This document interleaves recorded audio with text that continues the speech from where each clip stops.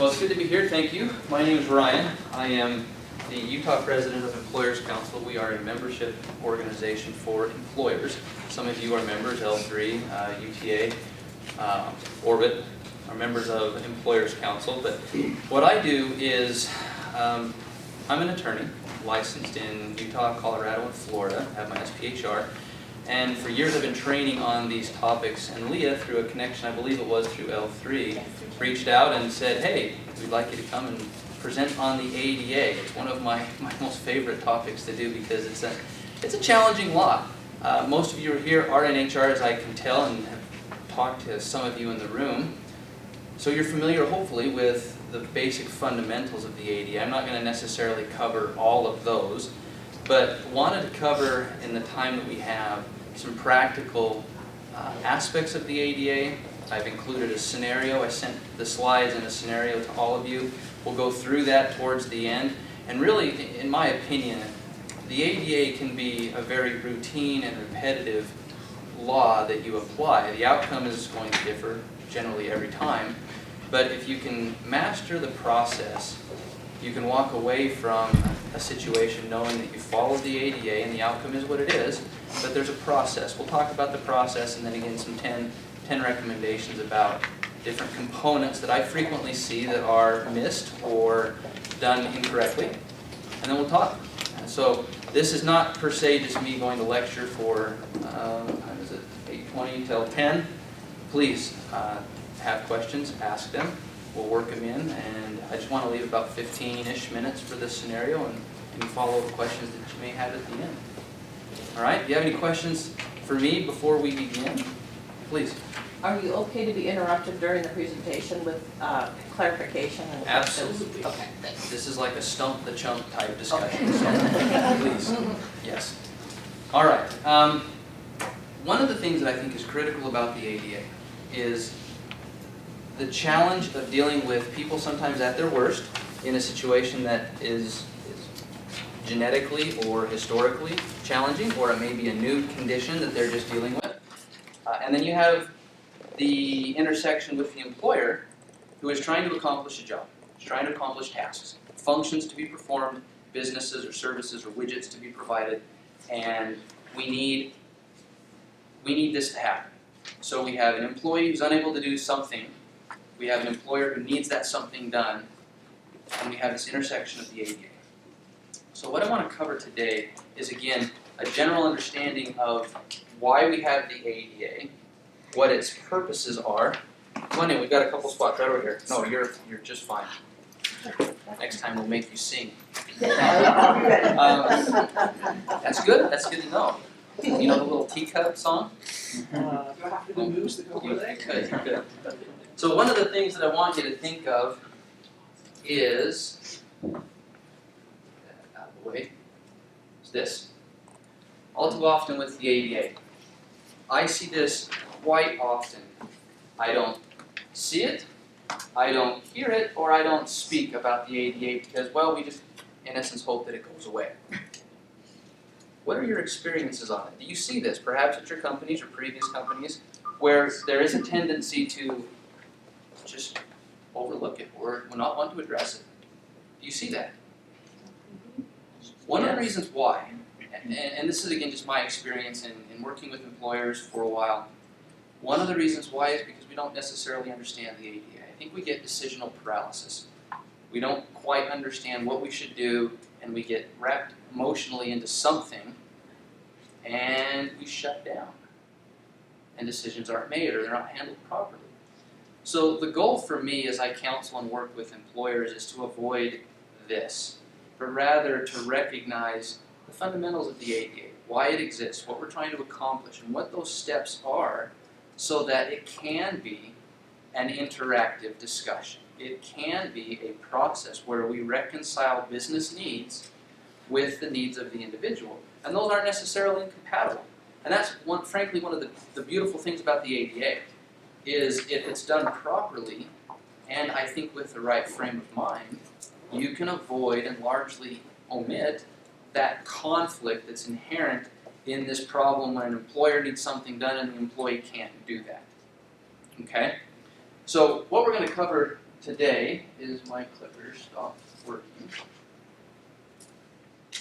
I have mine, do you want to use it? Well, I can work with this. This is okay. Now it works. Maybe I was just out of breath. All right. So the first question is really why. When I do a presentation, the first thing I want the group to consider is why do you care? Why do you care about something like this? What is really in it for you with the material, with the content, with the process? Why? We'll move to perspective, and I think that's helpful to understand. And it's spelled wrong. No, it's spelled right. Is It's that right? spelled wrong if you're standing on the left. Thank you. We'll talk about perspective. Why the ADA and the fundamentals of the ADA. Moving to what you need to know. 10, again, most frequently misunderstood or misapplied parts of the ADA. And then the practical scenario. All right. Why do you care? 2008, as you're all aware, the ADA was passed, significantly enhancing the application or the definition of the disability. What used to be a very high threshold for an employee to establish or an applicant to establish that I have a disability was dropped. Used to be a hurdle, now it's more of a speed bump. And the guidance from the EEOC is don't get too hung up on whether or not there's a disability. Probably is, move on. Let's get into the interactive process. Let's get into this discussion. Well, together with that ADA, the EEOC enhanced its enforcement position. They're looking very, very carefully and closely at what employers do, primarily with leave, the types of leave that we offer. They're comparing what you offer to different classes of employees. Think the UPS case from 2015 that went to the U.S. Supreme Court. And they're getting out the word. And so we're seeing an uptick in charges. I mean, 10% from 8 years, that doesn't seem like a lot, but when you look at the whole spectrum of charges filed, the ADA is one of the top two, retaliation and ADA. Those are the breadwinners for the EEOC, okay? Because I think, again, they come up so often. And what is significant, though, too, is when we lower the definition of a disability, frankly, all of us are disabled. We don't think that way. I'm not in a wheelchair, I don't have crutches, I can walk, I can talk, I can do what I need to do. But when we think about the definition and the lowered application of that definition with the Amendment Act in 2008, all of us probably are disabled. And if, frankly, if given enough information, I could probably find a disability for every one of you in this room. It's not that complicated. So think about that by extension with your employees in the workforce and the frequency with which they may have a disability. Then you add into that workers' comp situations or FMLA situations or just accidents that may happen. All of those potentially have the risk of being an ADA situation. So that's why you should care. What shocks me is the frequency with which employers miss that. They don't connect work comp to ADA or FMLA to the ADA. Or they have a situation where the employee is injured because skiing or cycling, whatever it may be, and they don't connect the situation to the ADA. That is a missed opportunity for us and a significant risk for us as an organization. So, that's why you care. Perspective. Why does the ADA exist? In words that the statute doesn't describe it this way, but in effect it's to level the playing field. It's to provide equal opportunity to individuals with disabilities in the workforce or to enter the workforce in the areas of performance standards, but also the opportunities that are available through the workforce. We're trying to level the playing field. So fundamentally, we want disabled individuals to effectively and fairly compete with other non-disabled individuals in the workforce as it relates to the job, those essential functions, the critical components that the job is required to accomplish or that the person is required to perform. That's the goal. I have a condition, these are the functions that have to be performed. What can we do to enable me, disabled individual, to perform those essential functions? And we drop that obligation onto the shoulders of the employer. You, employer, have an obligation to figure this out. It is an affirmative obligation. It's not something that we can just wishy-washy approach. We have that obligation to affirmatively deal with that. And when we don't, we are in potentially violation of the ADA. So the ADA is similar to Title VII, it's similar to the ADEA, it's similar to the protected statuses under Utah law in the sense that it creates a disability or makes a disability a protected characteristic. So think discrimination, think harassment, think retaliation. All of these characteristics or these protections now apply to individuals with disabilities. It is a protected characteristic. But what's unique about the ADA, and counterintuitive frankly, is the ADA requires that you treat the disabled person differently. So the fundamental aspect of discrimination, retaliation, harassment is don't treat employees differently under same or similar circumstances. Well, the ADA says, great, but you do create or change what you do with a disabled person as compared to non-disabled people. So it's almost reverse discrimination, if you will, because the law requires that. And that's counterintuitive. We think same or similar treatment, because that's what the discrimination laws require. The ADA says you have an affirmative obligation to treat that person differently. Great example. You have an employee who has a back condition. Comes to you and says, hey, I can't sit in this crappy chair that I inherited from the three generations of employees at your office. It hurts my back. I can do my job, I just can't sit down. I want a new chair. And I want that custom air-on chair, the Herman Miller chair that cost you $500. Or I want this desk that floats up and down so that I can sit and stand. Well, you don't do that for anybody else. Why is this employee so special? What's the ADA? The ADA requires that we go through that process. Now, the ADA also applies to applicants, but the protections for applicants under the ADA are to remove barriers to the application process. The application process, what does that mean? Well, we have interviews, we have phone calls, we have in-person, come to our office interviews. And let's say that you're on the 2nd floor, we're up here on the 6th floor, the elevator goes down today. I'm in a wheelchair, I can't do stairs in a wheelchair. Removing the barrier to the workplace would be removing my requirement to come up 6 flights of stairs to have an interview with your company for a position. You would move the interview down to the 1st floor, yes?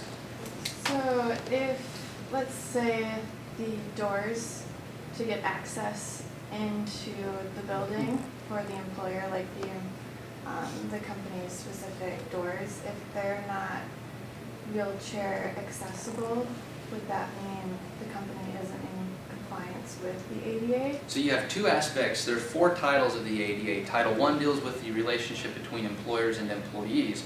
Title II, I believe, is public accommodation, public access. So you potentially have 2 issues there. You have Title II accommodation requirements for public access, and if you're not in compliance with those, then yeah, you have an issue. Title I deals with the barriers to the employment relationship. So if indeed the door is not accessible to me as a wheelchair, a person in a wheelchair, and I'm coming for an interview, the ADA Title I would require that you figure out a way to get me in the door. Or do the interview elsewhere. Or do the interview somewhere else, somewhere that's ADA compliant. Or fix the door.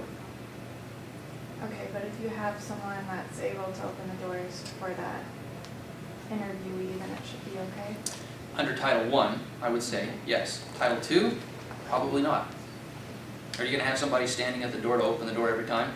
Probably not. So you do have, I would think, an issue under Title II public accommodation requirements. Good question. Please, Tom. Another thing under application procedures that a lot of employers don't consider is their application process online and making sure that their websites are accessible. That's another area where they have to consider in working with people with disabilities is making sure your websites and your online application process is accessible.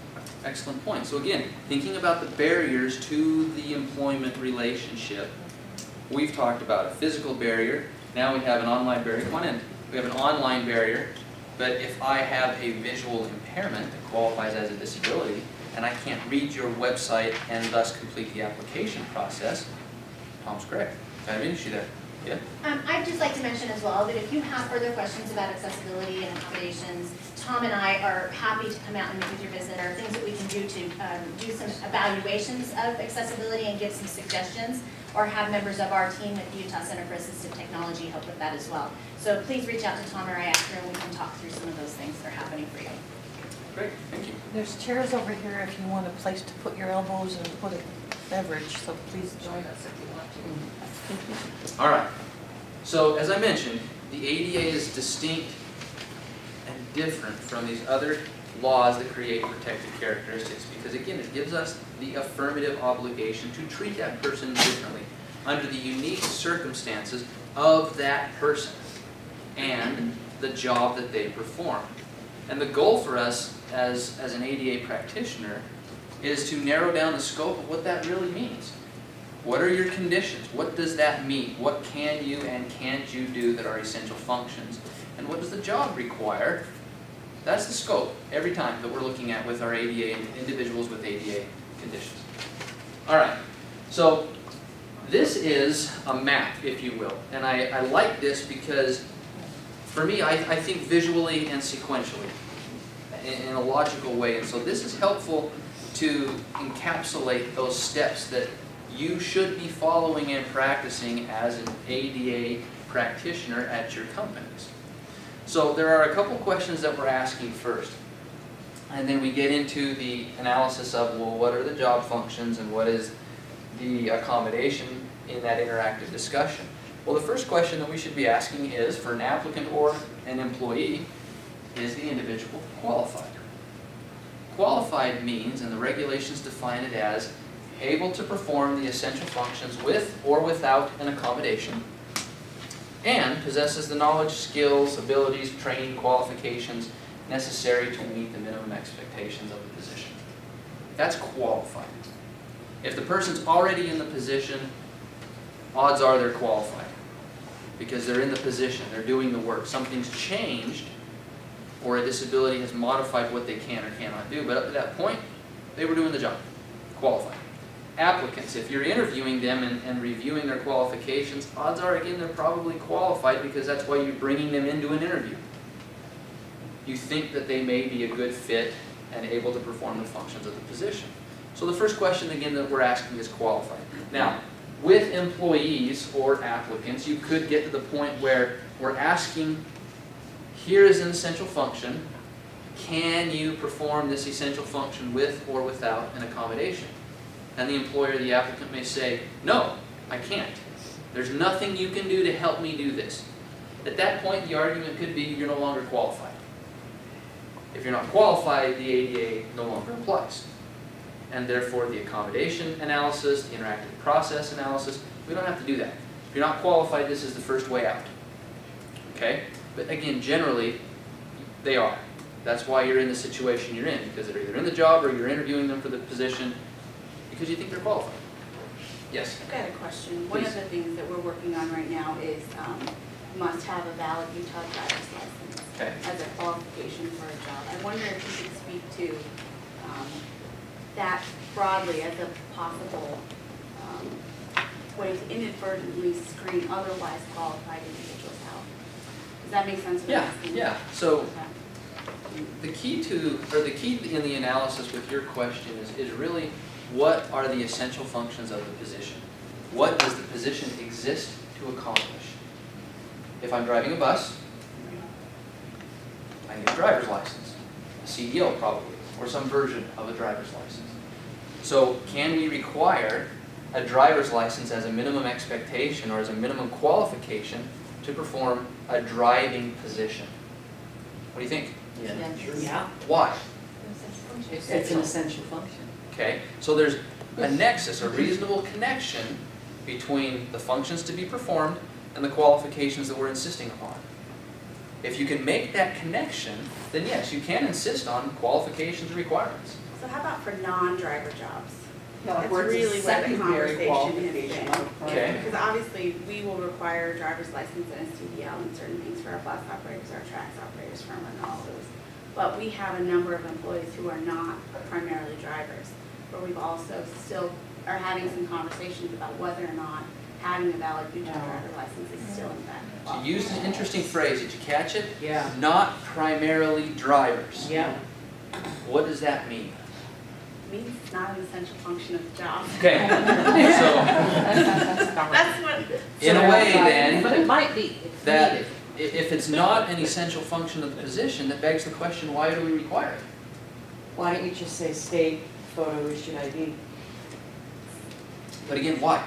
That may run afoul of something else. I'm, okay, So again, that's the focus of the ADA, is what you're asking, what you expect me to do, connect it to the essential functions of the position. And if you can't, why are you expecting me to have it or to do it? Go ahead. Can an employer, and I'm having this as a theoretical because it's what brought to my mind, identify that because of their risk management insurance certification requirement for the state or for their contract requires that all employees be eligible drivers in the state because of the nature of the business. They will not write a risk insurance policy or cover that, the risk related to that business.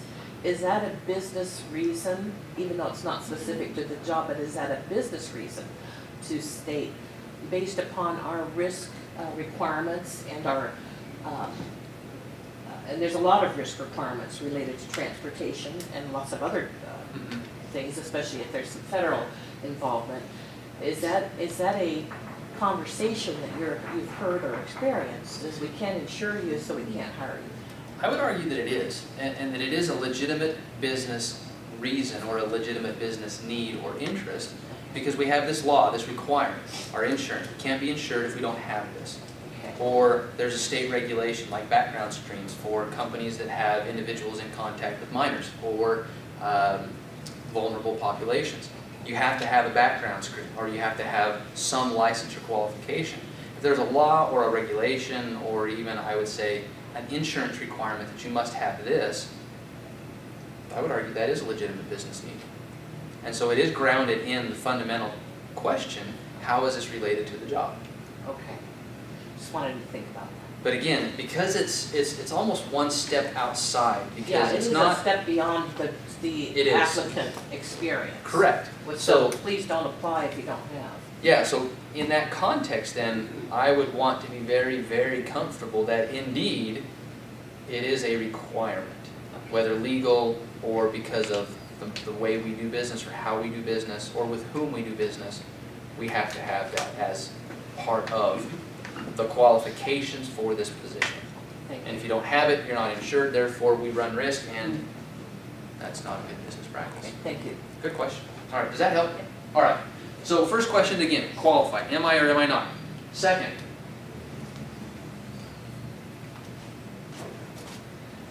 I guess I have to stand over here. Is the person disabled? Now again, pre-2008 amendments, this was a very, very high bar. Not that hard for us to say as an employer, didn't hit it. For example, if you had some condition that lasted less than 6 months, I could genuinely argue and had case support for it that you were not disabled because it was temporary and transitory. That went away with the ADA AAA amendments. So the next question though is disabled. There are 3 ways in which an employee can be disabled. I have a substantial limitation of a major life activity or a major bodily function. I am regarded as disabled, or there is a documented trail, a paperwork if you will, a record of an impairment, a substantial limitation of a major life activity or major bodily function. And that's the question when we're asking for disabled. So a major life activity, or excuse me, a substantial limitation of a major life activity or major bodily function. You have an employee who has a knee issue, cannot kneel, bend, walk, squat. Is that a physical impairment that substantially limits a major life activity? Yes. Yeah. What would the major life activity be? Standing, Stocking walking, shelves. working, stocking shelves. Climbing into a truck. Okay, but again, keep in mind, when we're looking at these major life activities, work is one of those also. Okay, there's not a comprehensive list that the regulations provide. They give examples, but they clearly say this is not comprehensive. There's a lot of major life activities or major bodily functions, any of the major systems of the body. If I have a physical or a mental impairment, that substantially limits my ability to do one or more of those major life activities, I am disabled, whether I consider myself to be disabled or not. My subjective opinion on that does not matter. It's physical, mental impairment that substantially limits a major life activity or a major bodily function. That's one way. Regarded as is when we assume and take action on the assumption.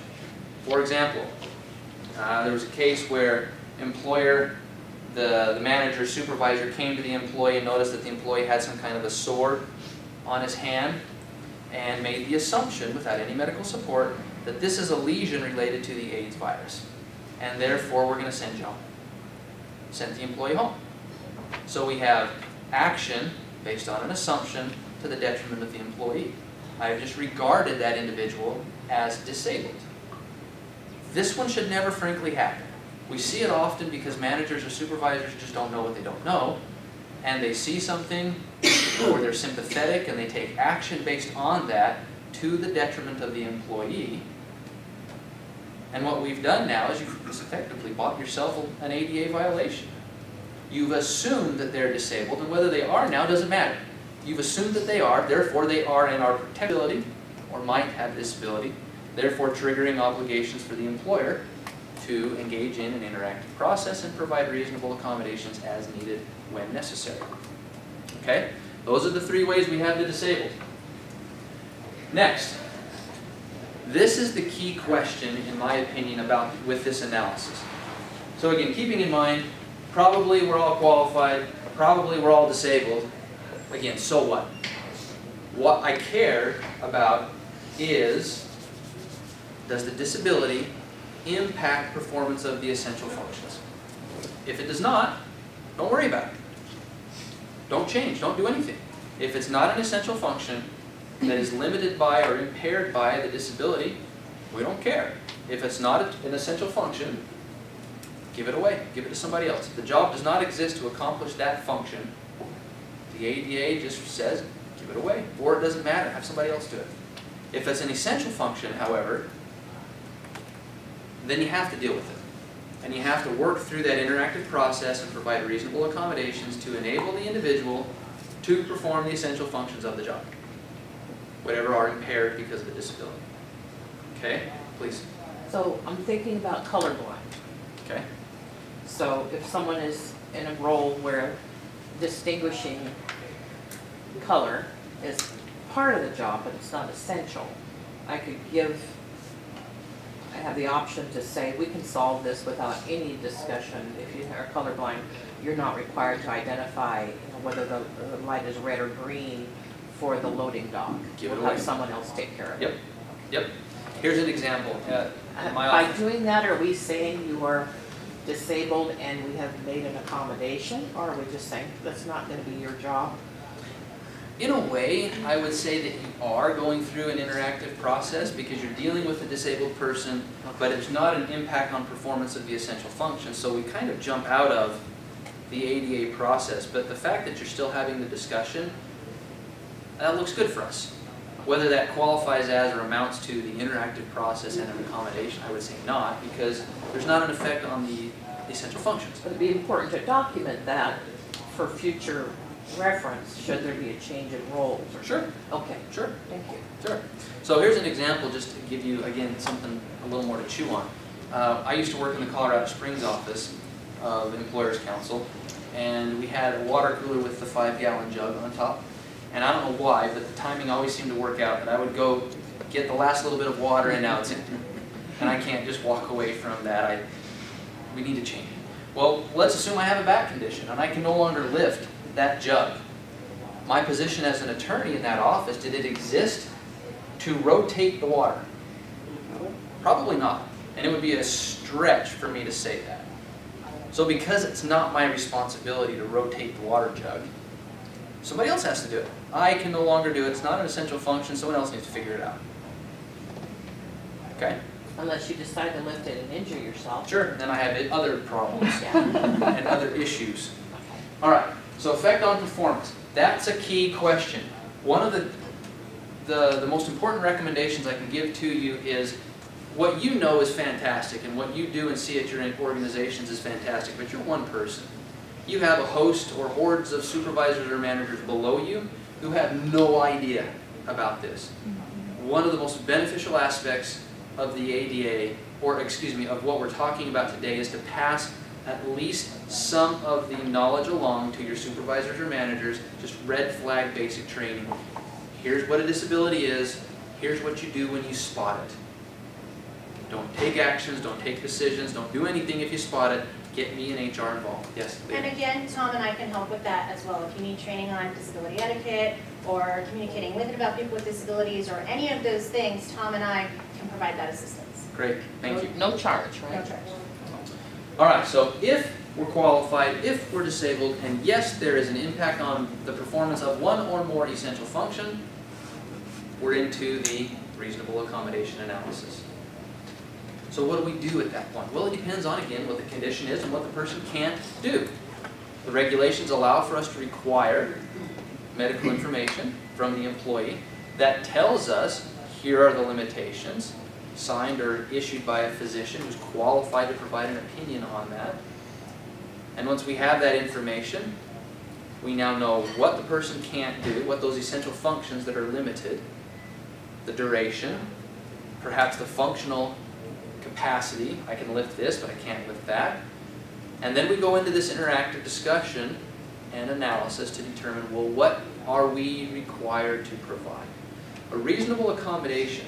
There's not, again, a list of this is and this is not. The list really focuses on, will it enable the employee to overcome the limitation of the disability? And doesn't create an undue hardship or a direct threat of safety. Please. So back to that point, if we have an associate that has difficult time seeing, is deteriorating, Okay. but doesn't want to admit it, but effective, the job performance is getting affected, are we required to request something from a doctor saying what that disability is, or can we assume, based on the fact that this person is having trouble seeing, that we can make an accommodation and make things better? I mean, are we protecting ourselves by having, I mean, obviously we're protecting ourselves if we have a doctor say, yeah, these are the limitations, but is that a requirement? Here's the great legal answer to a question like that. It depends. Great. Okay, now it depends on what we know at the point of this, that we've arrived now. If we know or have information that supports that the individual does have a disability, and we see that there is indeed an impact on performance of an essential function, we are obligated to, on our own initiative, enter into the interactive process and on our own consider what would be a reasonable accommodation. If we do not know that the individual is disabled and it's not an open or obvious impairment, then what you have described would not be required. If I don't know that you have a disability, I am not obligated to do any of this because I don't know. And therefore the burden shifts to the employee to bring it up. So if the employee does not bring it up, it's performance management. Now typically what happens though is in the context of the performance management, and let's just say it's a server, okay? Servers walk along, can't see, stumbles into something, drops a tray, heaven forbid onto a customer, or something else, but causes damage. It's outside of our, this is what's acceptable performance. We sit the person down, we start the disciplinary process. And in that discussion, the employee says, oh, by the way, I tripped because, I have a vision impairment. At that point, we're at a point of departure. We now have knowledge of a condition, and where we go from that point forward must now account for the ADA interactive process. However, and this is a key point, if you had already made the decision to discipline prior to finding out that I have a disability, the discipline stands. You are not required to revoke or take away that discipline. If you walked into that discussion, we are going to terminate, you can still terminate because the decision was made without the knowledge of a disability, and that is a protected defense, if you will, for an ADA discrimination claim. We didn't know. Leah? And I would recommend if somebody does not at that point of discipline disclose, that you have further conversation about, we want to make sure that all our employees are successful. Is there anything we need to know or should know to help you be successful, with the hope that the person discloses? But if ultimately they choose not to disclose, there's really nothing more that an employer is bound to do. Now, this is where perhaps Lee and I are going to differ just a little bit. So I come from the perspective of an employer advocate. I represent employers. One of the things that I would caution you and recommend is that you're careful in asking those questions, because what you don't want to do is cross over the line and now regard the individual as disabled. And depending on the level of sophistication, you might step into that, and now you've, again, unwittingly bought yourself an ADA claim.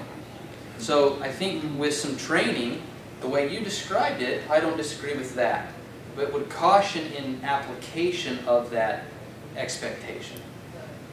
So is it true that the employer has the obligation to recognize when the employee has a disability, but they're not calling it a disability? So, For instance, go ahead. they're saying, oh, my diabetes is really out of control and I have all these doctor's appointments that are really hard to navigate during the middle of the day, and you as an employer are having an issue with them taking a lot of time off of work. They don't have to say, I need an ADA accommodation or FMLA. You have an obligation to recognize that they're asking for that. Is that a true statement? Excellent question. Yes. So it is expected that you will know, and frankly, I would argue that your managers and supervisors know what is or is not a disability or an FMLA serious health condition. And so in your statement, you said, I'm really struggling with my diabetes. Immediate red flag. Now, I don't know if indeed the person has diabetes. I've never seen that. I don't know. It's not something that I can look at you and say, oh, you have diabetes. I can't do that.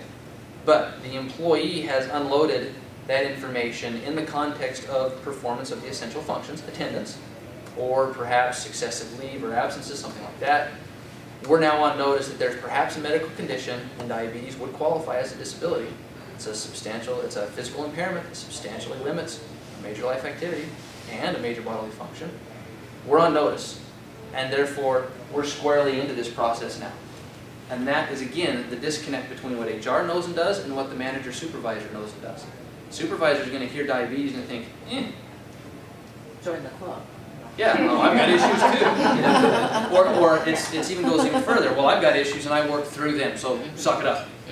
That's a problem for us, because issue spotted but not addressed, and we now take action knowing that there's a condition. You're squarely in an ADA discrimination case. Yes? If I could just offer two things. Please. I'm from the Utah Anti-Discrimination and Labor Division.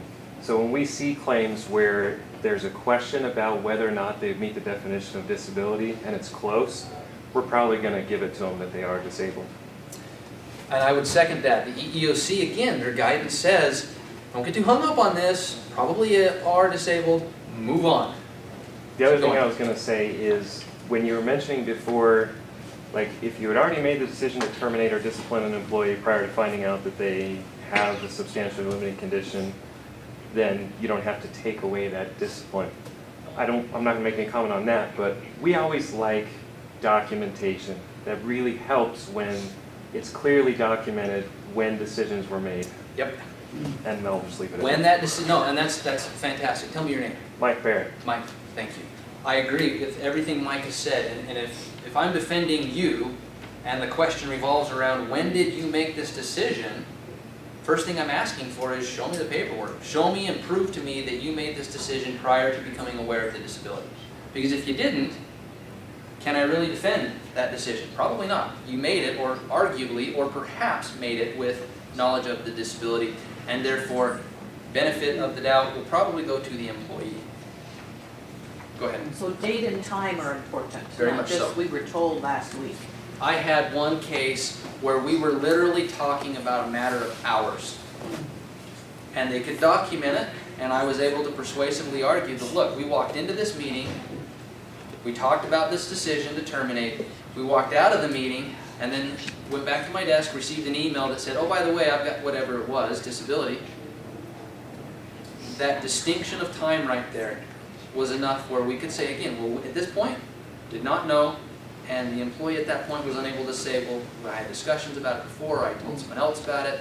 We honestly and genuinely did not know and made the decision without the burden of or knowledge of the disability.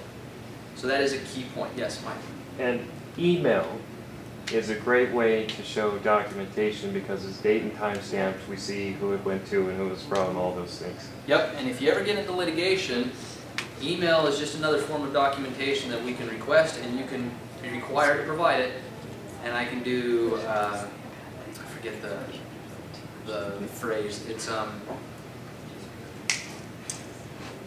a science now. You have experts come in and they can look at your server. Forensic. Thank you, forensic analysis with email, with electronic communications, and we can really nail that down to the minute, seconds even. So that's critical. Documentation is very critical. Thank you for your comment. I appreciate that. I've got a question. Go ahead. So, what I'm hearing is compliance ends up being really important, but I know that one of the things that we do in the UTBLN is, in any employer interested in, inclusivity and those kinds of things, is you're kind of playing in an area where not a lot of employers feel comfortable. Right, so I'm wondering how you balance, right, this kind of compliance approach to addressing disabilities in the workplace to maybe a more, a higher level inclusion approach, like maybe you do find out that somebody has a disability, and if you're aware or familiar with, people with disabilities, you say, oh, I understand now. Like, what is the risk that an employer would run if at that point they find out and they do decide, okay, we're going to try a reasonable accommodation, or we're at least going to try to engage in the interactive process and see where it goes. Like, how do we go above and beyond, I guess, compliance to this idea of inclusion? Great question. Do you know what I'm saying? I do. I like that. Without creating risk. So, what we've talked about fundamentally sets the floor. It is the floor beyond which you cannot go below. You have to meet these minimum expectations. But there's nothing that says you can't go above that and do more. There's nothing that says in the example we talked about, the termination, because we didn't know you were disabled. There's nothing that says, well, even though we could make the decision to terminate or to discipline, now that we know what we know, it's our culture here or our conscious decision to back off from that. And we can do that. You can set those standards higher, and that really depends on your culture, depends on the company. I think it depends on also, once you raise that bar, you've now set a higher expectation for arguably everyone else under same or similar circumstances. And so the question I think you should be asking is, are we willing to do that? And consistently, I guess. Correct. So consistently applying this, the law requires you to do that. Going above that because it's our culture to be more inclusive or perhaps more sensitive or flexible under those circumstances, great, we can do that. But again, if you do raise the bar and now start to differentiate when we raise the bar, when we apply it, and when we don't, you may be creating additional issues in other areas with other protected characteristics, or frankly some type of implied contract claim. So you could run into that also. To Sharice's point though, I think maybe where, and I'm assuming, but maybe where you're coming from is management's perspective of this is just going to be a pain in the rear end to do this, and they're not going to be able to contribute at the same level. Is that kind of where you're going? I think Go it ahead. takes a few examples, and I use this example all the time when I worked at the state and was an investigator. The best investigator, bar none, that the state has is a guy named Jay Jensen, who is about 5'1", who is legally blind and wears 2 big hearing aids, and he looks disabled, and he uses it kind of to his advantage because people discount him for the way he looks. But it got to the point where executive directors would ask for Jay to be an investigator on difficult cases because he was so good. And so that did more to break any stereotypes of ability in the organization because he was just so excellent. And he had assistive technologies like this huge screen that had maybe 6 letters going across it. He had to drag and speak. But I think that's the hurdle. You have to get 1 or 2, and I know this sounds horrible, but visibly disabled people that are just rock stars that break that stigma, and then people are like, it doesn't matter. It doesn't You matter. need a Harry Belafonte. Yeah. I would go Yep. one step even further than that, Jamie. So having a good, solid performer as an example of this is what we can do, so let's be more forgiving, let's be more inclusive, let's be more tolerant. I think that's a great example, but I would have you consider just the optics of not being inclusive. Social media. Companies flame out every day because of social media and missteps that they have. And so in a situation like this, you have a very sympathetic individual with a legitimate situation, and you're going to look like the big bad employer. And the optics of that are terrible. Those are hard to manage.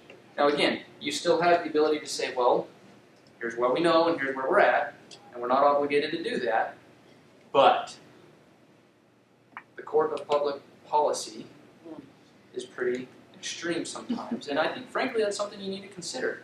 And I think it's your role as HR to educate management and executives on that perspective. That will impact the bottom line, and that's the language they speak. Do you have a comment?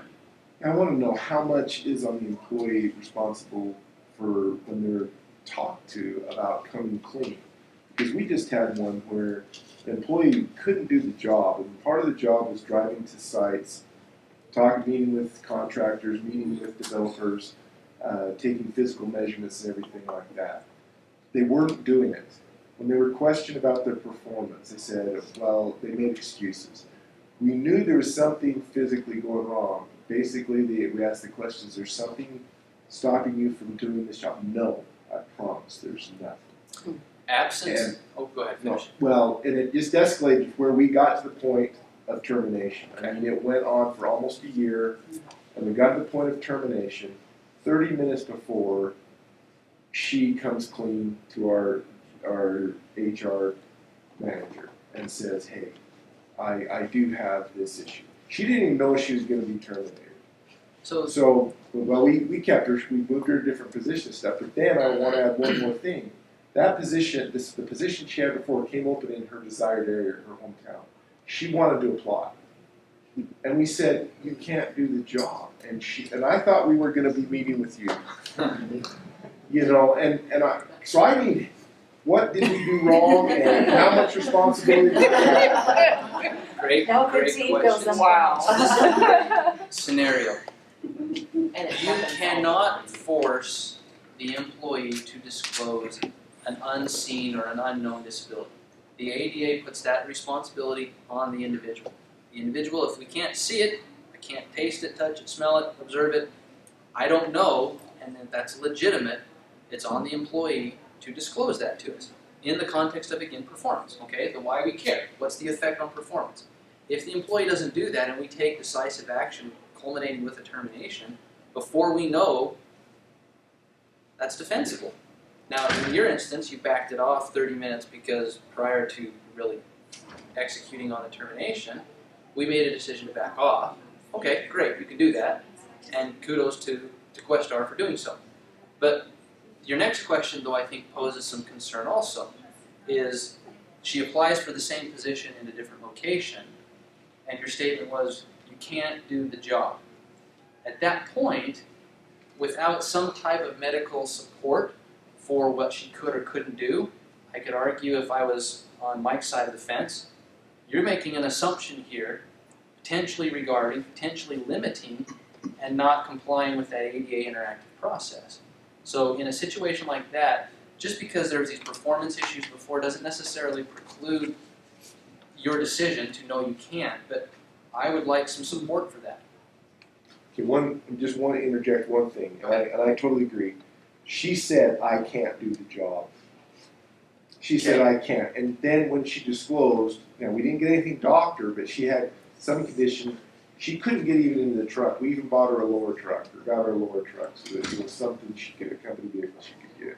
But she disclosed to us that she couldn't do the job, and then 6 weeks later, yes, I can, without anything Okay. else. So you have in effect, I'll give you just a second. You have in effect, I can do it, and I can't do it.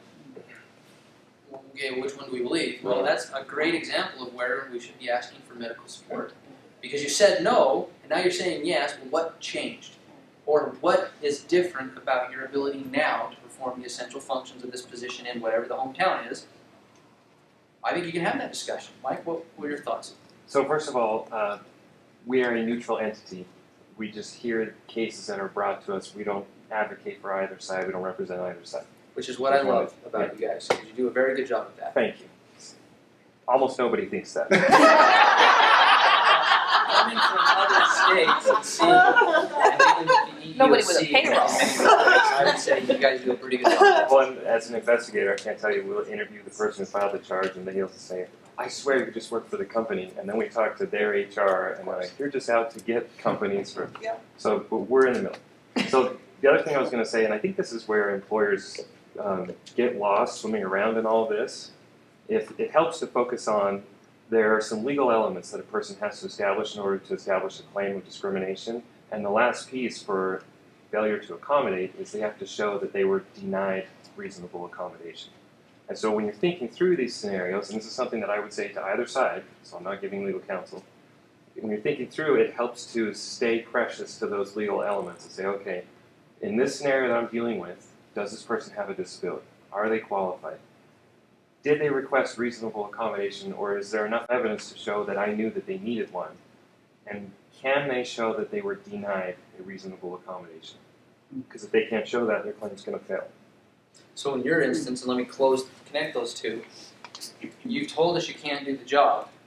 Therefore, what can we provide that will enable you to do the job? You've affirmatively told us you can't do it.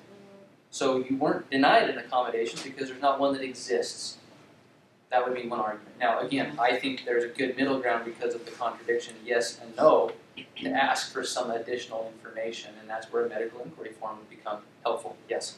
So this is a little bit off topic, but let's say we have a manager and their employee goes to them asking for a certain accommodation, and they disclose that it's due to some disability, but the manager doesn't recognize that as an ADA issue and doesn't come to HR to get the necessary help for that. So They're going to be talking. yeah. So would we still be in trouble then, even if the company and HR can't make that accommodation for them? train your employees. So the way I would analyze this legally is your manager or supervisor an agent of the employer? Are they acting on behalf of the employer? Do I have the ability to discipline, to terminate, to fire, to hire, pay decisions?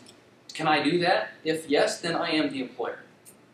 And what I know is imputed to the employer, and the employer is accountable. And again, that's the disconnect that we often see. Management sees or hears exactly what you've described, doesn't recognize it, and just moves on, and the company is now accountable for that. So even if we give them training, because we You see that? I'm not training, by the way. so even if we provided training, which we've done before, even if they still can't recognize that situation, because we had this come up where It's called performance I was just gonna say. management. because I had a manager come to me saying, hey, I have an employee requesting the option to work remotely for part of the time that they're working with us. So maybe they'll work from home 3 times a week.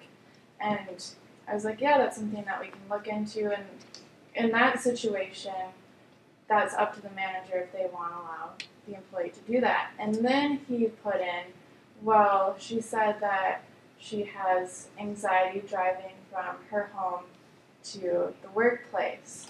So he almost didn't disclose that to us, but at the very end he did, and I was like, okay, well now we need to look into this as an accommodation. So he almost just made the decision without disclosing that information to us, and he was like, well, I know we've had training on this, but I didn't recognize that as an issue or something that I need to bring up as an ADA issue. I would say what you've described, notwithstanding training for managers, supervisors, is an ongoing issue. And frankly, as an HR person, you should automatically be incorporating questions that will elicit the information you've described. Did they say anything about a medical condition? What did they tell you specifically? What did they tell you about the condition? I mean, really focusing and asking on those questions. Because if you don't, and the manager, we have issues. And that's a constant battle. Now, you mentioned something too about, well, that's a performance issue. And perhaps it could be, if indeed it's not reasonable for this manager to continue to miss and connect the dots on these types of things. And because of that, we're missing ADA interactive discussions. Yeah, that could be a performance issue for that manager too. And that raises a whole host of other questions, not necessarily ADA related, but yeah, fair point. Jamie?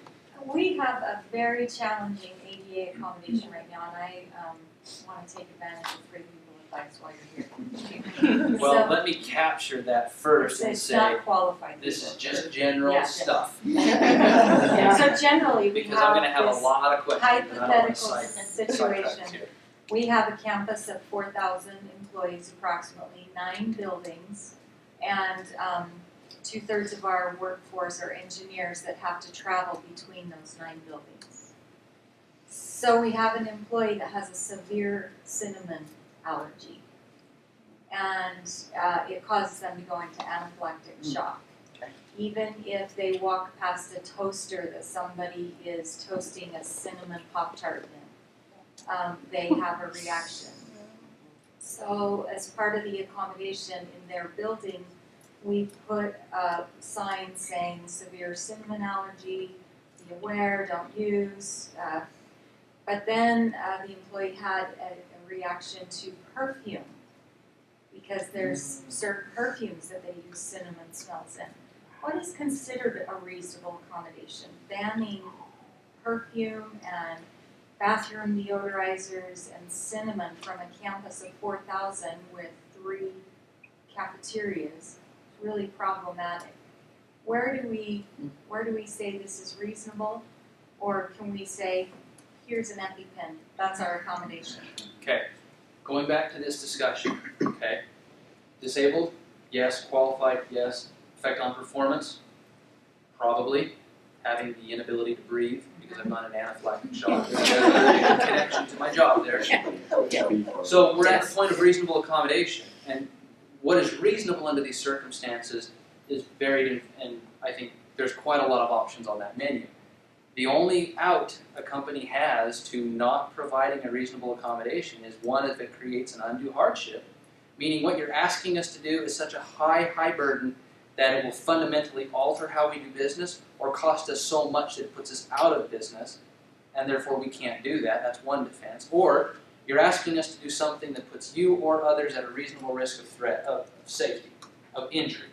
We do this for you, may cause or will cause injury to you or others because of that accommodation. Those are the only 2 defenses that you have under the ADA. Outside of saying, well, you're not qualified or you're not disabled. So if you can't make those defenses, you're right back to what is a reasonable accommodation and providing what that might be. And again, you've lumped all of the buildings and all of the employees into one big pot, but I would question whether that's really effective. I would go deeper and say, okay, well, what does this person do? Where are they at? Where are the areas that they are performing their essential functions? They really do go throughout the Then you gotta campus. do what they gotta do. Okay. No scent, no perfume, no. So I think that's undue hardship. Maybe. Yeah. And I don't know. See, this is where we're going to have to table this because that's a whole separate discussion. And there's a lot of factors. Let's vote on it. Well, I've had another one. It was a latex allergy. Or a peanut butter allergy. These come up.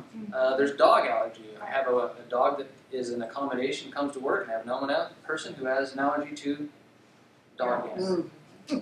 What do we do with that? Go right back to this process. Okay? Those are tough questions, and I'm sure we'll be talking. Okay. All right. Let me move into the recommendations. So, 10 of these. How many do I talk? All right. First, I've covered this, but again, I just want to re-emphasize. When we're looking at the ADA, we're looking at, all right, what can the employee do or what can they not do because of the disability? That is the scope of analysis. What are the essential functions that are impacted by the disability? If you use a medical inquiry form, which I recommend that you do, that form should require the doctor to spell it out. What can't the employee do? Or in the discussion with the employee, what functions can you not perform? And again, those are essential functions, not just whatever, the core essential functions, the job exists to perform, whatever that is, that's the scope of the analysis. Ryan, Please, can I make a comment on that? go ahead. We see a lot of cases where sometimes employers will send us the job description when we're investigating the charge and we say, well, what are the essential functions? They go, oh, Yeah. here's our job description.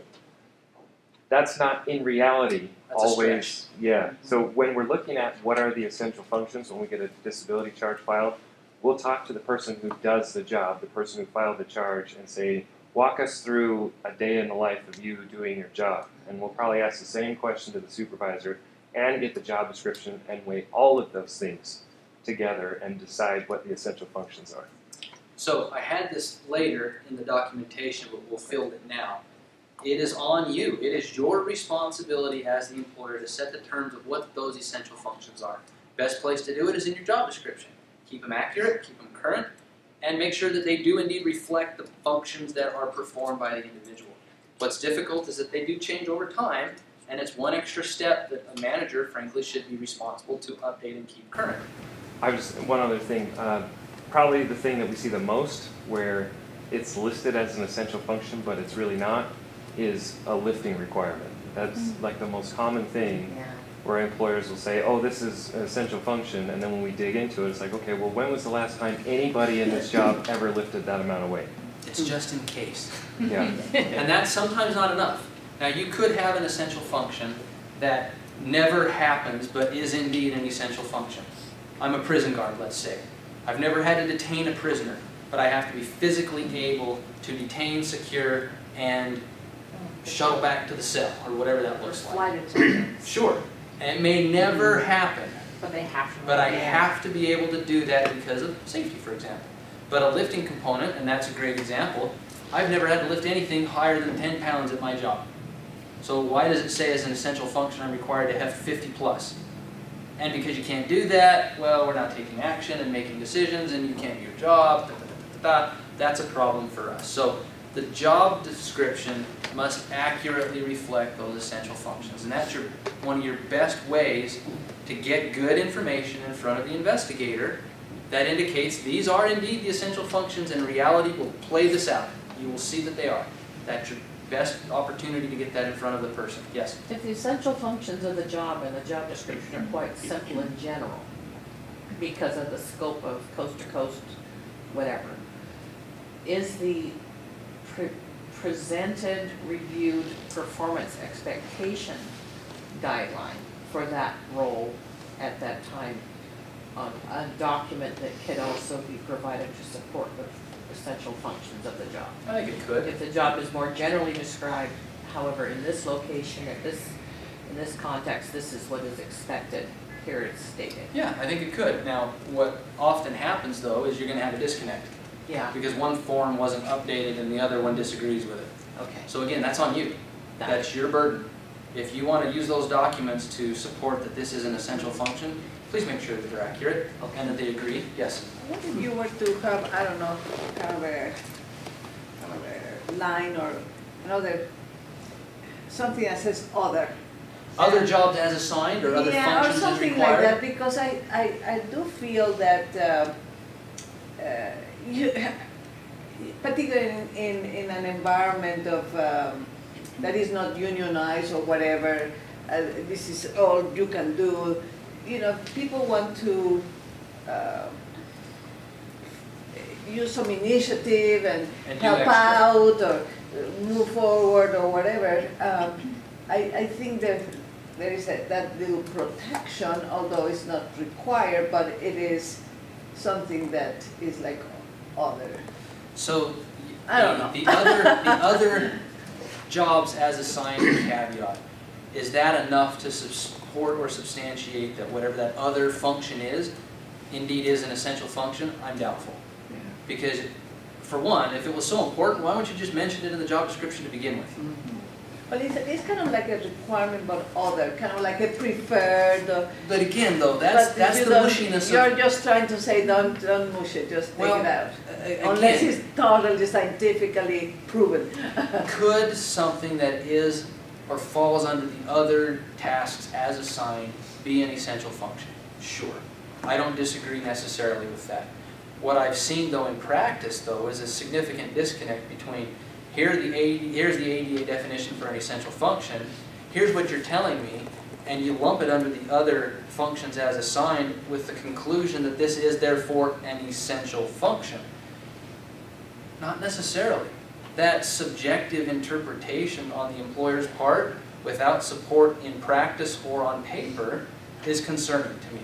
And my ability to defend that is also concerning because, again, if it's an essential function, update the job description.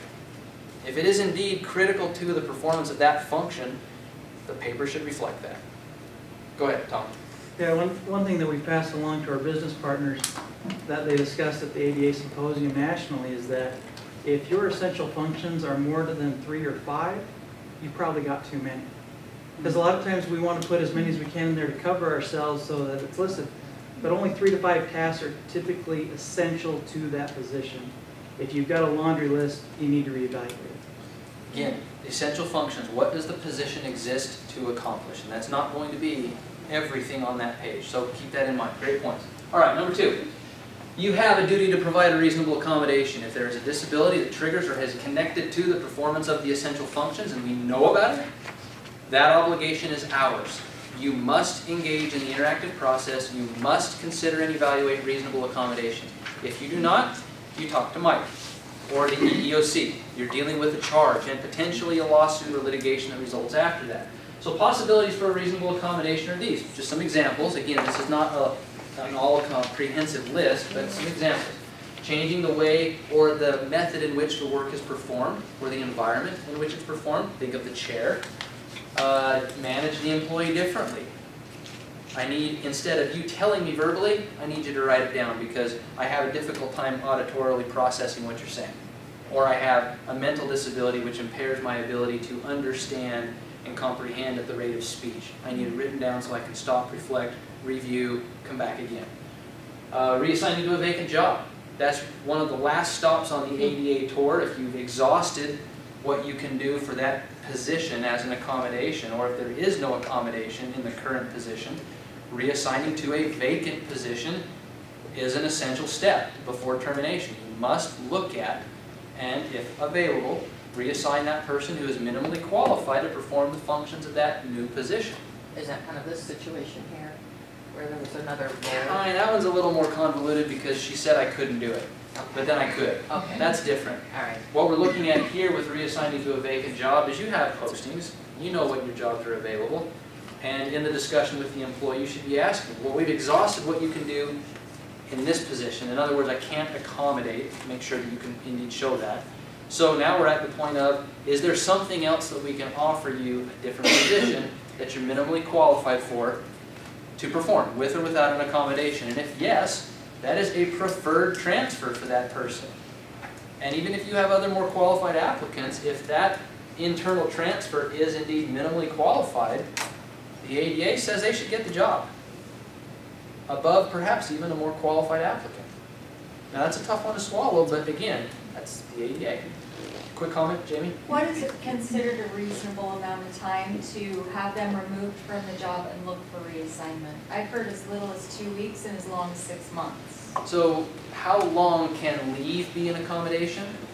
No, so say you've taken them off the position because they can't perform the essential functions of the position. They may still be like on an unpaid leave status. Okay. But what is considered a reasonable amount of time to say, yes, we're looking for a job for you? Because Okay. we have to let the manager fill the position, but we can't fill the position as long as that person is still in that position ID. So the question is, how long can we look for a reassignment to a vacant position? What's the time frame? The ADA doesn't say anything about that. I know, but what would you say is a reasonable I'm amount getting of that. time? I'm getting that. So what I would say is, what's reasonable? Okay, well, we have this process, these requirements, probably not. Could it be a couple weeks? Maybe. What is a reasonable under the circumstances? And frankly, I think you should be looking at that question from the perspective of a third person. Not someone internally, but a third party who's going to look at that and say, all right, I see this, therefore 3 weeks. Yeah, that seems reasonable. Could more be reasonable? Sure, but again, the longer you go, I think the more difficult it is to establish that we are indeed considering an accommodation for this individual rather than just hoping that they go away. So the longer that extends, I think you run into some challenges there. And I was just going to say too, you always want to be cognizant of similarly situated individuals who don't have a disability and how you treated their leave situation. Yep. That's the underlying question every time. All right. Reasonable accommodation does not include, for example, creating a new job.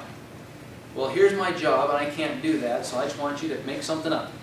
Not obligated to do that. You are not. Could you? Sure. Should you? In my opinion, no. But you could. But you're not obligated. The ADA does not require you to make something up or modify by taking away essential functions. You do not have to do that.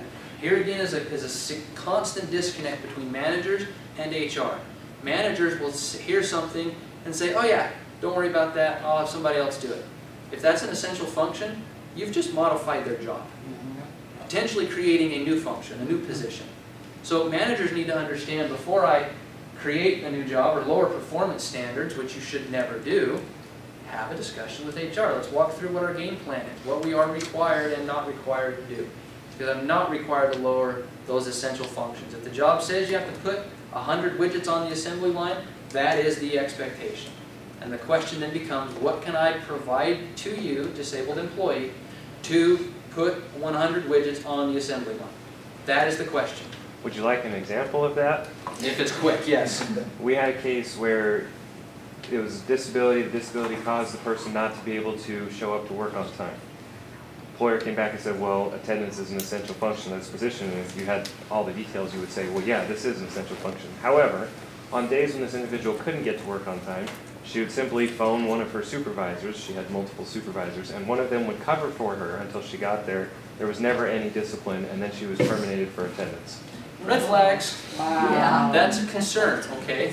Because you're looking at, all right, we made a decision to terminate because you couldn't do something, but the entire process leading up to that point, we made it work. There's a disconnect there. We're okay, but now we're not, leading to an inference that we're not okay with it now because of the disability and therefore ADA discrimination. That's the disconnect, and that's That a often problem for happens us. when there's a change in management. Sure, sure. So think about what that looks like. Third-party perspective. You have a new manager. Maybe this new manager wants to tighten things down. Okay, great, but there should not be this from one day to the next. You were great yesterday, but today I don't like that, therefore discipline. I mean, could you do that? Sure, but it does raise the question of what's really driving that. What are the motivations behind that? And if there's knowledge of a disability or inferences that the disability is influencing my decision, you have a problem. So documentation becomes critical, giving the employee the opportunity to improve or change or do whatever it is the new manager wants. There should be some lead time with that. All right. We talked about the waiving legitimate discipline. The accommodation obligation that we've discussed is indeed forward-looking. If I walk into the decision or into the meeting having made the decision to discipline or terminate, and then you tell me that you're disabled, you're not technically required to walk away from that discipline. Your company culture or what you feel is appropriate and or executive management may raise that bar, and that's okay. All right, we covered this one already, the knowledge component. If indeed you do not know that the employee is disabled and it's not an obvious or open or an apparent disability, it's on the shoulders of the employee to disclose that. In your discipline conversations, your managers need to be cognizant and recognize that if I'm disciplining and the employee says, oh yeah, I can't do that because, and they insert some kind of medical information, that's a trigger. We need to be aware of that. We now have knowledge, perhaps, of a disability which will impact what we do moving forward. So please make sure your managers and supervisors connect those dots and loop HR back in. All right. There are no magic words for requesting an accommodation.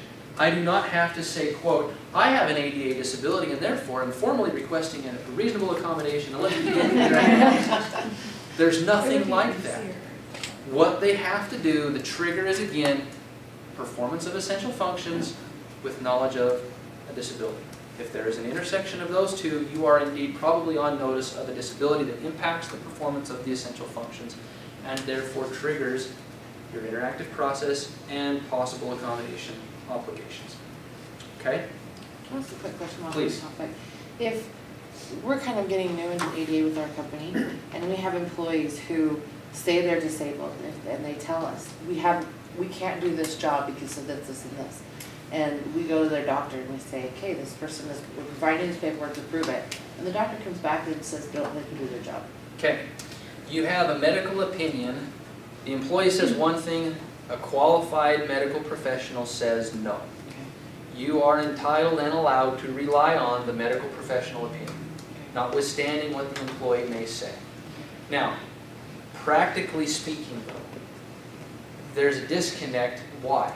I think that merits a discussion with the employee, and I would label that interactive process. We are discussing. Here's the medical information. Here's what your doctor said. I'm not hearing it, and I'm not seeing it. You're telling me something different. Why? Let's talk about that. I don't think there's anything wrong with that discussion. But if indeed there is not medical support for whatever the disability the employee says they have, if they can't substantiate that they're disabled, they're not entitled to a reasonable accommodation, and therefore they're held accountable to the performance of the essential functions. Okay. And really quick on top of that, how deep can, as an employer, interact with the healthcare provider to say, this person is not saying what you're saying? The ADA is not quite as rigid as the FMLA in terms of interaction with the healthcare provider. Okay. The FMLA gives very specific instances where you can and cannot speak to the healthcare provider and what that looks like. Right. First question that I would ask is, the healthcare provider is probably going to require some kind of a HIPAA disclosure or a HIPAA waiver from the employee, which is appropriate, that's fine. We're not necessarily under HIPAA because it's carved out, the ADA discussion from HIPAA, but it's grease for the skids. Do it anyway. Okay. Okay? But in that context, really your questions are centered around, is there a disability? If so, what are the essential functions that can't be performed? Great. What reasonable accommodations would be requested? What is the duration, the frequency, the impact the disability may have on the performance of the essential functions? Okay. That's really the substance of your discussion with the healthcare provider. Outside of that, I would be asking, why do you need to know that? And that would be a question I think that's valid for the employee to say, well, why are you asking all of these other questions? The analysis centers around these particular questions. Let's stick to that. If you can't read the doctor's writing, that never happens, you can seek clarification. You can go back and say, hey, question 5, you wrote something. Translate. What does this say? Or, I see what you've written. What does this mean? What are you telling us? Often doctors will just blow through those forms. They don't speak in complete sentences. They speak in tongues sometimes even. I don't know what you're saying. Please clarify for me. My recommendation is to use the employee as the messenger. I don't think you need to contact the doctor, absent some extreme circumstances of where I don't believe that the doctor filled this out. Then yeah, call the doctor, the PA, whoever it is. Did you complete this form or did you authorize it to be completed, and is that your signature on the bottom? But mainly the responsibility is going to be on the employee. I would hand it off, same as you would with the FMLA process. Here's what I don't know. You need to go back and talk to and get some clarification. That's going to slow the process down. But again, the employee has an obligation to participate in that process.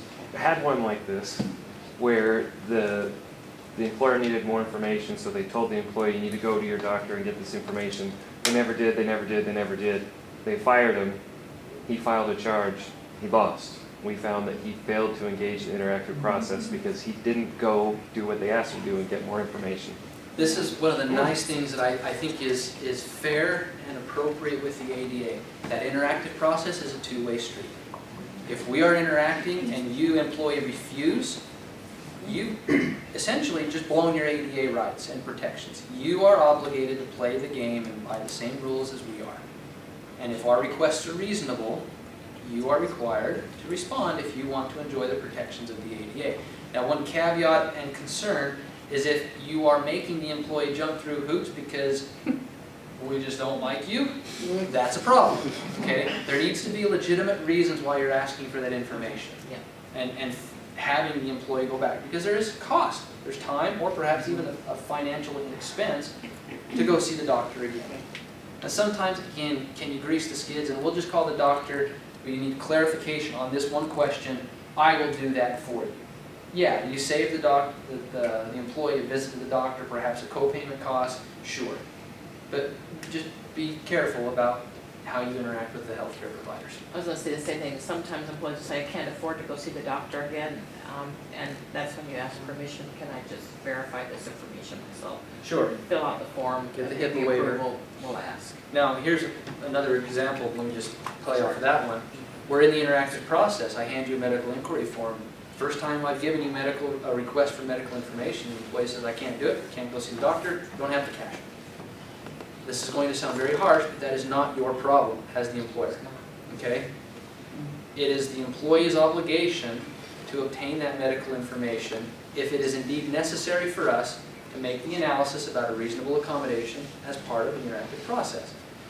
So think about that. What can we do instead? If you can't afford the copay, what options are there? Here's some options. Here's clinics. Here's the city or the county where you reside that they provide reduced cost services. Please go see one of them. Give them that information. And again, that's going to make you look really good in front of an investigator.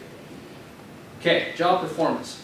We talked about this. You can require that the job be done to the expectations, the quality, the output, whatever those essential requirements are, that is what you can require the employee do. The question then is, though, what is the accommodation that will enable that performance? That's the analysis, okay? But again, you're not required to lower those expectations. Now, all of the essential functions, when we're looking at evaluating and holding employees accountable, you're looking at how we treat non-disabled and disabled. And if you allow non-disabled employees some slack, that's the starting point for your ADA employees. Okay? The apples to apples comparison should show consistency there, and if it does not, you have an issue. But again, if you hold your non-disabled employees to all of the essential functions, you can require that the disabled employee with the accommodation meet the same standards and expectations. All right? Number 5, medical inquiries. Talked about this, but I want to go a little bit further. Pre-employment, meaning this is an applicant who does not have a job offer. You may ask zero information about disabilities of that applicant. You make sure that all of your questions, your interview questions, the interview process, your application, your forms are scrubbed clean of medical inquiries that relate to medical conditions such as a disability, because you cannot obtain, cannot ask for that pre-employment. Once you enter the post-offer stage, oh, go ahead. What if they disclose a disability as part of the pre-employment process? I love that question. What do you do? Hey, I just wanted you to know that I have whatever disability. And I need an accommodation during the application process. Okay, so let's deal with it in 2 parts. First is I have a disability and I just wanted you to know. My response would be, thank you. We don't take into consideration disabilities as part of our hiring decisions. We are an equal opportunity employer. If you want, here's the language on our application, and I will read that to you. Thank you, let's move on. What we're really here to discuss is, can you meet these essential functions? Are you qualified? You have the education components. We want to focus our interview on that.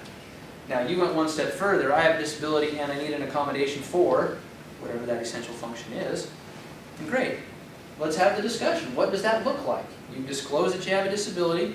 You're saying you need it, you can do this function with an accommodation. What would that accommodation be? We can talk about that. So maybe I wasn't clear. I mean, like during the pre-employment process, before we've even, like they're applying for a job, and we're not even to the point about where we're talking about essential job functions Okay. and whether they can perform those. Because my understanding is we have an obligation to provide accommodations during the application process as well.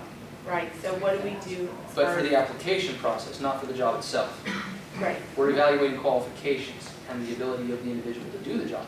correct. But how do I, when they're requesting accommodation during the pre-employment process, and I need to make a determination before I've made a contingent offer of employment as to whether or not their accommodation request is reasonable.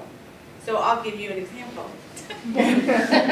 Hypothetical. Hypothetically speaking, let's say you have somebody who is visually impaired or blind, and there are a number of components of the pre-employment testing process that are tactile, and they would need some visual acuity, and maybe you're going to need some sort of expensive, and I know that accommodations are generally $500 or less, but you need some sort of expensive software to make that process accessible for them, just so they could take the test to determine if they are a qualified individual, right, to move forward in that pre-employment process.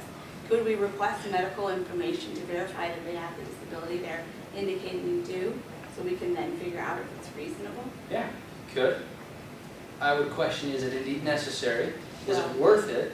Because perhaps in the discussion with the applicant can say, here's what I need. Okay. I have a visual impairment. I know that there's this test that you want me to take. Here's what I need. Could you just do it at that point? Sure. Can you trust but verify? Sure. We've gone the route of not requesting medical information, but I think it gets a little bit confusing when we talk about when we can request medical information, because there are some pre-employment components where you may need some supporting Sure. medical information to understand what a reasonable position might even look like. And I think the ADA allows for that flexibility. That's what I wanted to Great question. understand. All right, so post-job offer, we told you, you are the person we want for this position contingent upon background screen, drug test. And because in this particular position, we have a physical requirement, for every applicant, we test or require that you go through a physical or a functional analysis of your ability to perform these essential functions. As long as you're consistent and apply that medical requirement to all applicants within that same position, you can do that post-job offer. But it has to be post-offer. We've extended to you the position, and now as a condition proceeding to the job, you must meet these expectations. After they're employees, the question to ask is, the medical information that we are asking you to provide, is it job-related and consistent with business necessity? In other words, is there the essential functions or the performance of those essential functions? Job-related, consistent with business necessity. Keep in mind also that you are not doctors, therefore do not assume, do not regard individuals as disabled. If you can't see it, observe it. It's legitimate to ask for medical support for the condition. You can trust but verify. Again, being consistent. All right, number 6, interview questions. Touched on this just a little bit with you. Pre-offer, what we're asking and focusing on is, again, the essential functions of the position. So we're not asking, do you have a medical condition that you'd like to tell me about? Are you work comp injured? Do you have a disability? No, we're not asking questions like that. We're focusing on, can you perform the essential functions with or without an accommodation? Or as we discuss various essential functions, can you perform these essential functions with or without a reasonable accommodation? Yes or no questions in that respect. If, and I think we've covered this, voluntarily disclose, this is a great example. We don't talk about medical issues at this stage of the process. It's not something that we factor into our considerations. Let's go back to my question, which was, this essential function, let's talk about that. Do you meet the standards or expectations or qualifications for the performance of that? Another one, is there a reason you're telling me this? This is a fun one to ask for me, because you ask that and the applicant often will go, oh, no, just wanted you to know. Okay, thank you, let's move on. Easily diverted, move on. Now granted, you do have an awareness or a knowledge of the condition, so keep that in mind, what that may mean. But you don't have to focus on it, you don't have to dwell on it, and please don't write it down. Can you perform the essential functions of the job, with or without an accommodation? Critical question, that's really the core of what we're trying to get to. Can you do the job, yes or no? And if no, is there an accommodation that we can provide? All right, or again, the redirect, let's discuss your qualifications for the job. So shields up, direct, redirect, deflect, move back into the essential functions. All right, next, attendance issues. Actually, y'all have these on your slides, right? Yes.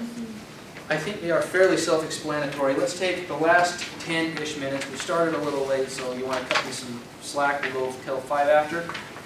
Is that fair? All right. Let's go to the scenario. It's at the back of the packet.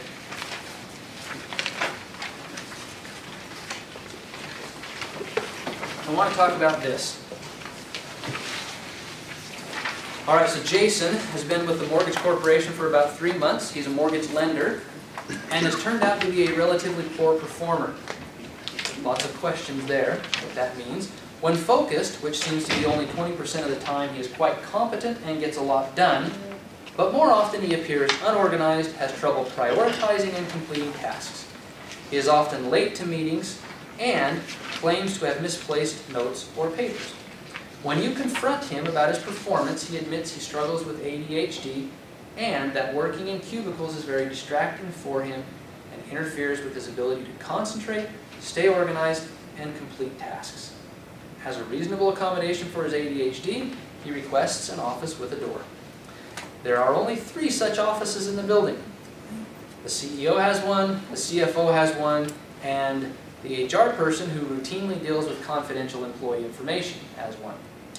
You tell him you are unable to provide him his own office, and instead you offer him the option of working from home 3 days a week and, or, alternatively, working in the conference room when it is available. Jason says under the ADAAA he's entitled to one of the offices and pulls the attorney card. All right. Now, I don't want you to focus necessarily on the questions in italics down below. What are your first thoughts and instincts in this situation? Can't accommodate the office. Say that a little louder. Can't accommodate the office. Can you? Is that indeed a fair question? We can't give you an office. Is that a good question to start with? Mm-hmm. I would submit to you that no, it's not. And I don't want to shut you down, but we're jumping to the solution without really going through the analysis to begin with. Okay? I would say it Go felt ahead. like he wasn't really interested in engaging in the interactive process. He had decided what he wanted, Okay. and that was the only thing that was acceptable to him. Okay, so there is some posturing, if you will, perhaps, with the individual, but I want you to go a step further backwards. All right, first question, is the individual qualified? If the individual is not qualified, we're done. Now, he's been performing the functions. There is a history of performance challenges. What that means, you would need to tease that out. But if there is indeed a documented history of performance concerns, and now we're becoming aware that it's ADHD related, not all that just doesn't go away, but it does factor into where we're at and what we're doing. So question, disabled is the next one. Is he? Yes. Do we have a mental or physical condition that substantially limits a major life activity? Yes. Sure. Trust, but verify. What does that look like? What would you do? Medical documentation. We're asking for medical information. There are forms for that. We have one. We provide that to our members. So there's other ways you can get the information. But again, the critical questions that we're asking, what's the disability? Does it meet one of the 3 parts of the definition? In this instance, is it a physical or mental condition substantially limiting a major life activity or a major bodily function? What are those major life activities? What are the major bodily functions? Okay, what are the essential functions that cannot be performed? So I think the first 2 questions, what I want you to think about though, the logical sequence of how we analyze these. If you go right to the conclusion, you're going to miss stuff. And you're going to miss what I would argue is the most effective and essential part of this process, and that is the interactive discussion with the employee. But you need the predicate to lead up to that. So make sure that you do those steps first. And we have those. Qualified, yes. Disabled, most likely. We get medical information supporting that, yes, indeed, the individual is. All right. We're now within the realms of the interactive process. What are questions that you want to ask Jason? What is it you want to know? Why is it distracting for him in the cubicles? What is it that's distracting? What? How? Why? When? Are those fair questions? Yes. Absolutely. Okay? So interacting with Jason, we are honing in on how does your condition impact the performance of your essential functions? But go one step further. What essential functions are you unable to perform? You say that you're distracted. My phone goes off. I'm distracted too. What does that mean? What is the distraction? What does it prevent you from doing? Is it visual, is it audio, is it Exactly. movement? Exactly. So the challenge of going right to where you went, which is, well, we can't give you the office, eliminates all of this discussion in the middle, which is really where you narrow down what we need to do and why. That's the critical discussion. And so in asking these questions and getting this information, we're going to narrow the scope down to where I have pinpointed 3 essential functions that Jason cannot perform. And he has explained why, because of his condition, he is unable to perform those essential functions. I now have 6 basic factors that I am looking at to try and create or come up with an accommodation. That's a whole lot easier than trying to just spitball at the beginning and say, well, let's do that or let's do this. What I recommend and strongly suggest is that you faithfully and consistently go through this interactive process, because you will definitely narrow down the scope of what the issues are. You'll have less information to consider, and you'll know exactly what you're looking at. And because you'll have that information, you're going to make a better decision. Now, let's assume we've done all of that.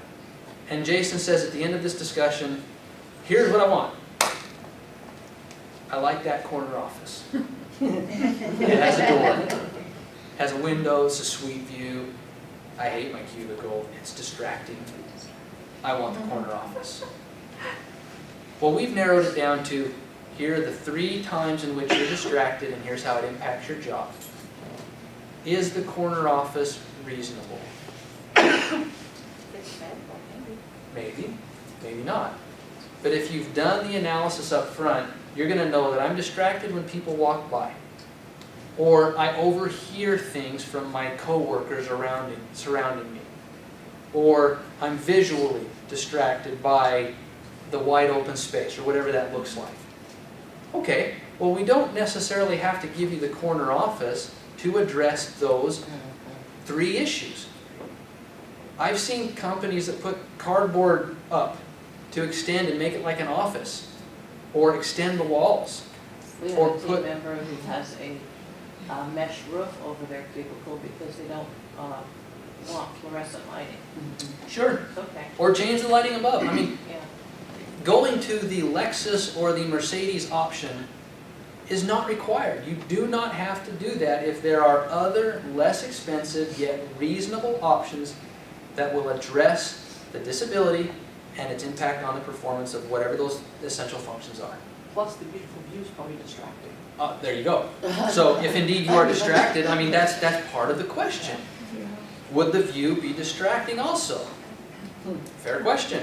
So maybe the corner office is not indeed reasonable because it will not enable performance of the essential functions.